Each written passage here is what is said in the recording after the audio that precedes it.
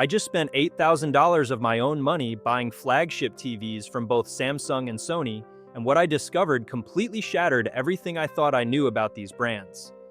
One of them has been lying to us about their picture quality, and the other, well, they're charging you 30% more for a feature you might not even need.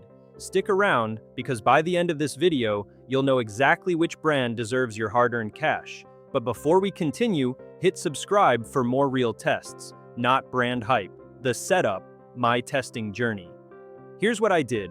I bought the Samsung S95 DQD OLED at $3,500 and the Sony A95L at $4,200. Same size, 65 inches, both OLED technology. I set them up side by side in my living room and spent 3 weeks putting them through absolutely everything. Netflix binges, PS5 gaming marathons, 4K Blu-rays, sports, you name it. I also tested their smartphones, the Galaxy S24 Ultra versus the Sony Xperia 1.6, and their flagship earbuds. What I found genuinely shocked me. Round 1, picture quality, the great deception. Let's start with TVs because this is where things get controversial. Sony has built their entire reputation on superior picture processing with their cognitive processor XR. Samsung counters with their neural quantum processor and claims about brightness supremacy. But here's the shocking truth nobody tells you. In a pitch-black room watching cinematic content, the Sony A95L is absolutely breathtaking. Colors are natural, motion is flawless, and the upscaling of lower-resolution content is genuinely magical. Sony supports Dolby Vision, which dynamically adjusts brightness scene by scene, and you can see it working. Watching Dune on 4K Blu-ray, the desert scenes had this warm, film-like quality that felt intentional and artistic. Sony's acoustic surface audio technology, where the screen itself vibrates to produce sound, creates incredible dialogue clarity with voices appearing to come directly from actors' mouths. But here's where Samsung surprised me: brightness. The S95D peaked at 1,500 nits in HDR highlights, while Sony topped out around 1,300 nits.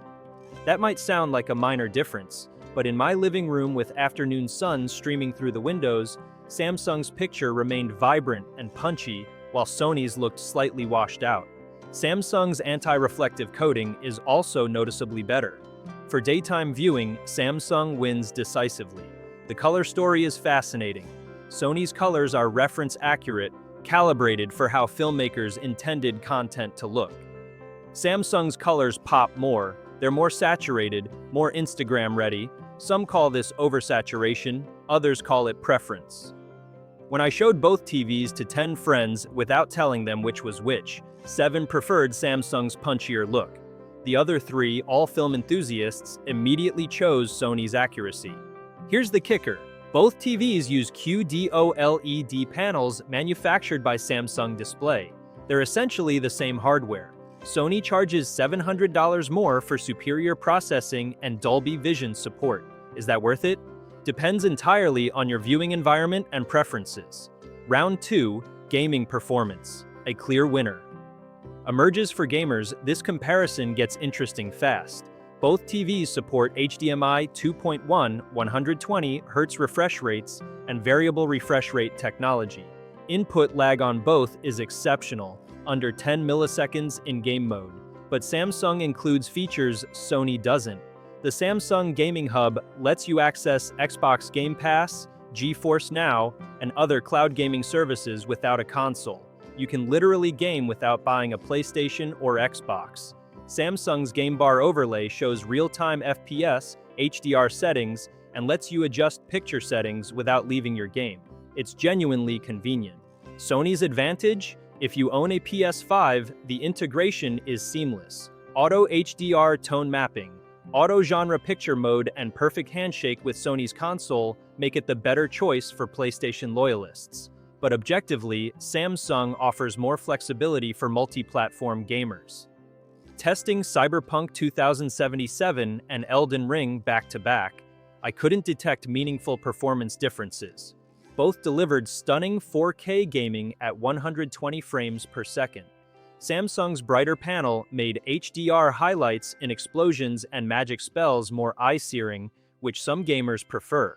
Sony's motion handling was marginally smoother in fast camera pans. Verdict: Samsung for versatility and cloud gaming, Sony for PS5 owners. Round 3, smartphones, the camera wars. Now let's talk phones, because this is where things get really interesting. The Galaxy S24 Ultra costs $1,200, the Xperia 1.6 costs $1,400.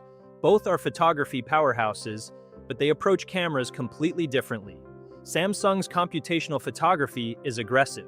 Their AI enhances colors, smooths skin, sharpens details, and makes your photos instantly Instagram-worthy. The 200-megapixel main sensor captures absurd amounts of detail, and their space zoom reaches 100 times, though anything beyond 30 times is basically unusable. The AI photo editing tools are incredible. You can remove objects, move subjects, and create generative fills right on your phone. Sony takes the opposite approach. The Xperia 1.6 has a 52-megapixel main sensor and gives you manual controls that mirror their professional alpha cameras.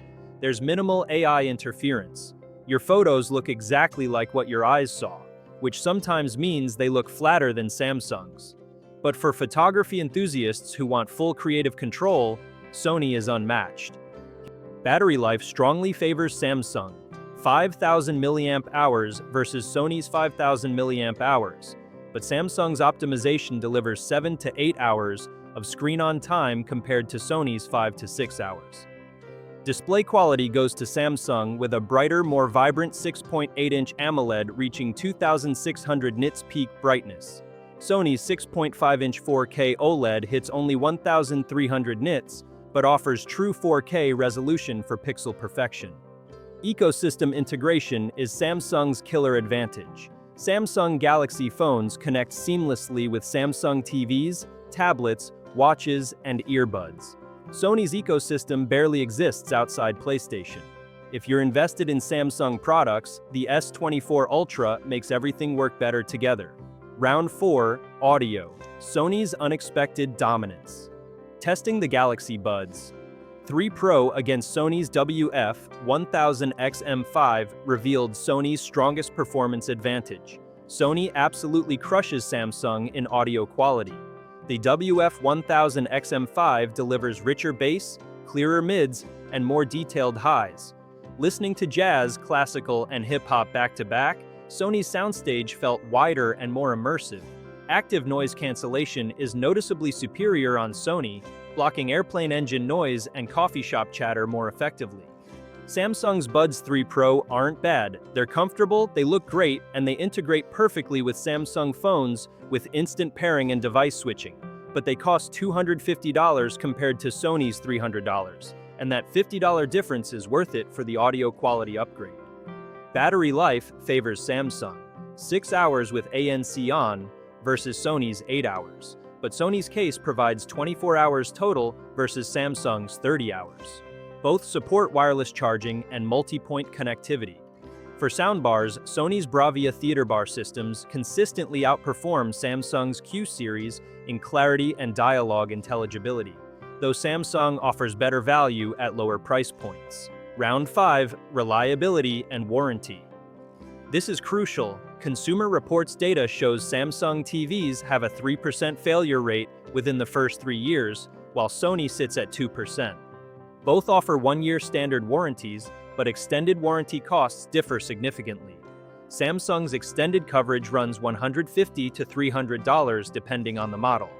Sony charges $200 to $400 for comparable coverage. Customer service experiences vary regionally, but generally Sony's support receives higher satisfaction ratings for responsiveness and repair quality. Samsung's larger service network means faster repairs in most areas. Both brands use similar build quality in premium tiers. Mid-range and budget models show more variation, with Sony maintaining slightly better quality control across price points. Round 6, value proposition, the bottom line. Here's where rubber meets road. Samsung consistently undercuts Sony by 10 to 30% at every price tier while delivering 90 to 95% of the performance. The Samsung S95 DQD OLED at $3,500 performs remarkably close to Sony's $4,200 95L. Is Sony's superior processing worth $700? For videophiles and home theater purists, probably yes. For most people, probably no. In smartphones, the $200 difference between S24 Ultra and Xperia 1.6 buys you better battery life, brighter display, and superior ecosystem integration with Samsung, versus better manual camera controls and more natural photos with Sony. Samsung's broader product lineup means more options at every budget level. Sony focuses on premium tiers, offering fewer choices but consistently high quality. If you want a $600 TV, Samsung has better options. If you want the absolute best regardless of price, it's a toss-up. The shocking truth revealed. So, what's the shocking truth I promised? Here it is. Neither brand is objectively better. They're optimized for completely different customers. Choose Sony if you are a cinephile who watches movies in dark rooms, values color accuracy over punchiness, owns a PlayStation 5, appreciates manual controls, prefers audio quality over features, and doesn't mind paying premium prices for reference quality performance. Choose Samsung if you are someone who watches TV in bright rooms, wants the best gaming versatility, values ecosystem integration across devices, prefers vibrant colors and AI enhancements, wants better value for money, and needs a wider range of options at various price points. The better brand depends on your priorities, budget, and viewing setup. Sony charges for precise calibration and premium processing, while Samsung maximizes value through efficiency and mass production. After testing, I kept the Samsung TV for my bright living room and gaming, but Sony earbuds for audio quality. I returned both phones and chose the S24 Ultra for ecosystem benefits. The real winner? You. Both brands deliver technology that was science fiction a decade ago. Choose based on your needs, not marketing hype, and subscribe now for more honest tech tests and insights.